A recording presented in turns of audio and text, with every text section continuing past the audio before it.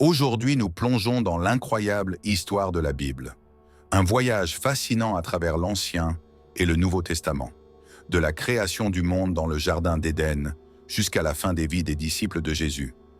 Mais attention, cette vidéo n'est pas simplement un résumé, c'est une exploration profonde des enseignements sacrés qui marquent chaque étape de l'humanité, vous offrant une vision enrichissante et éclairée des Écritures. Êtes-vous prêt à ouvrir votre cœur? Si la Bible vous semble complexe ou difficile à saisir, cette vidéo est pour vous. Je vais vous guider à travers ces grandes étapes, ces leçons et ces messages intemporels, tout en vous apportant une compréhension plus profonde de ce livre unique. Laissez-moi vous emmener dans ce voyage à travers les âges, un voyage qui, je suis sûr, vous marquera à jamais. Le commencement. Avant le début des temps, il était une fois, avant que le temps même n'existe, Dieu était là. Dieu n'a pas de commencement, car il est l'origine de tout ce qui existe. Le grand créateur, l'alpha et l'oméga, l'éternel, le seul à détenir l'éternité comme un attribut propre. Et au commencement, Dieu créa les cieux et la terre.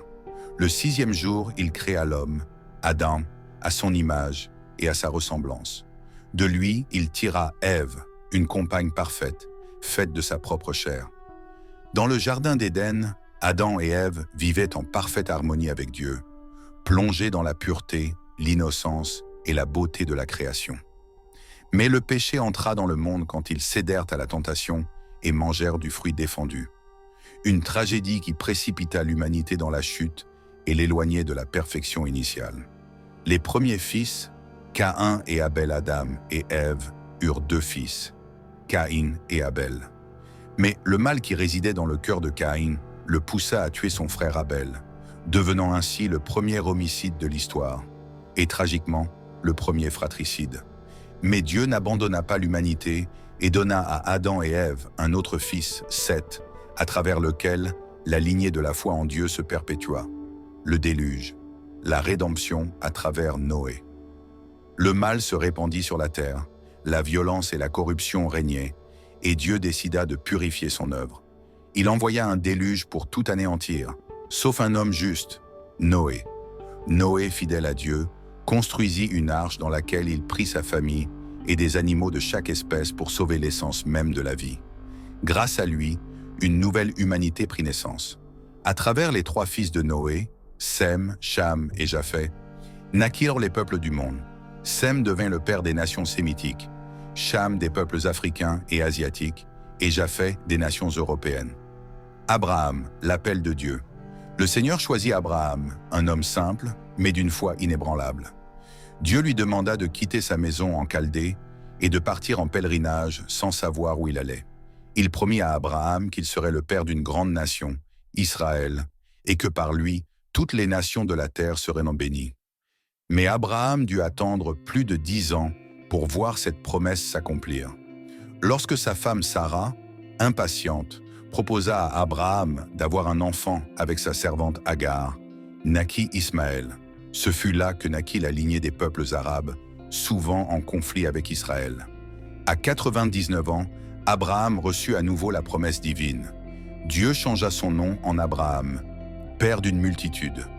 Et 1 an plus tard, Sarah donna naissance à Isaac, le fils de la promesse. Isaac eut 2 fils jumeaux, Ésaü et Jacob. Et c'est de Jacob qui reçut le nom d'Israël que naquit la nation d'Israël, avec ses 12 fils, dont Joseph, qui mena sa famille en Égypte pour y prospérer. La libération. Moïse et l'Exode. Après 400 ans d'esclavage en Égypte, Dieu envoya Moïse pour libérer son peuple, les Israélites. Avec environ 2 millions de personnes, ils quittèrent l'Égypte et traversèrent le désert sous la direction de Moïse. Leur périple, censé durer 3 mois, se transforma en une traversée de 40 ans, à cause de leur manque de foi. Mais au bout de ce voyage, Josué succéda à Moïse et mena le peuple à la conquête de la terre promise. Les juges et la royauté, l'instabilité du peuple d'Israël. Le peuple d'Israël connut ensuite une période de tribulation spirituelle, marquée par l'instabilité, les guerres et les luttes internes. Dieu suscita des leaders comme Gédéon, Jephthé, Samson et Samuel. Mais après la mort de Samuel, le peuple exigea un roi. Saül fut choisi comme premier roi d'Israël, mais son règne se termina dans la rébellion et l'échec. C'est David, un homme selon le cœur de Dieu, qui le succéda. Malgré ses fautes, notamment l'adultère, David se repentit sincèrement et resta un modèle de foi. Son fils Salomon régna après lui, demandant à Dieu la sagesse, et construisit le temple de Jérusalem.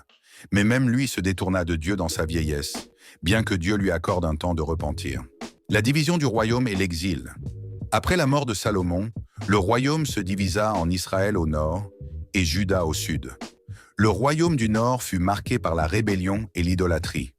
Aucun des rois du royaume du nord ne rechercha Dieu, et tous suivirent l'exemple de Jéroboam, qui fit édifier des temples et des idoles à Béthel, Gilgal et Dan. Dieu suscita des prophètes comme Élie et Élisée pour dénoncer cette corruption, mais Israël ne voulut pas écouter. Le royaume du sud, cependant, eut plusieurs rois pieux comme Ézéchias et Josias, qui, lorsqu'ils suivaient la voie de Dieu, apportaient paix et prospérité à la nation. Mais lorsque les rois se détournèrent de Dieu, ce fut la chute. Dieu utilisa les Babyloniens pour punir le royaume de Juda, et le peuple fut emmené en captivité. Le chemin de la rédemption. C'est dans cet exil que Dieu annonça par les prophètes que le Messie viendrait, celui qui sauverait l'humanité. Et ce Messie arriva sous la forme de Jésus-Christ, dont la vie, la mort et la résurrection ont changé le cours de l'histoire. Chaque étape de cette histoire est un appel à la foi, à la repentance et à la rédemption. L'histoire de la Bible, bien plus qu'un simple récit ancien, est une invitation à vivre selon les principes divins, à ouvrir nos cœurs à Dieu et à chercher sa guidance dans notre vie quotidienne.